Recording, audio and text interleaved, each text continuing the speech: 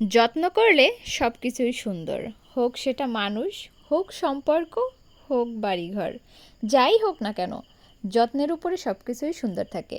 Hello viewers, welcome back to my channel. কেমন আছেন সবাই? আশা করি সবাই ভালো আছেন। আলহামদুলিল্লাহ, আমিও ভালো আছি। এই বাড়িতে যখন আমি প্রথম আসি তখনকার অবস্থাটা কেমন ছিল আর এখন কেমন আছে সেটাই আপনাদের সাথে শেয়ার করা।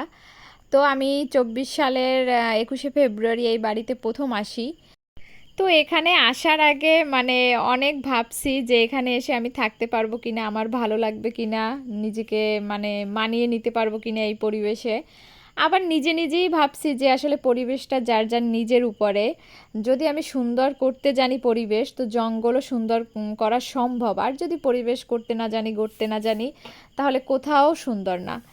তো সেই চিন্তা করে আসলাম। তো প্রথমত তো আমি ভাবছি যে এখানে আমার ভালো লাগবে না, আর এখন এখন আমার এই বাড়ি ছাড়া কোথাও ভালো লাগে না। এই বাড়িতেই সব শান্তি, সব সুখ। তো আল্লাহর কাছে শুক্রিয়া, 1 বছরে যাই পারছি মোটামুটি গুছাইছি। তো ভবিষ্যতে চিন্তা ভাবনা আছে যে যদি আল্লাহ সহায় থাকেন, আল্লাহ যদি মানে চান, তো আরও সুন্দর করার। আমরা এখানে কোনো ঘর তুলিনি, ঘর তোলাই ছিল। তো চিন্তা ভাবনা আছে ঘর তুলবো, পরিবেশটা আরও সুন্দর করব, যদি আল্লাহ চান।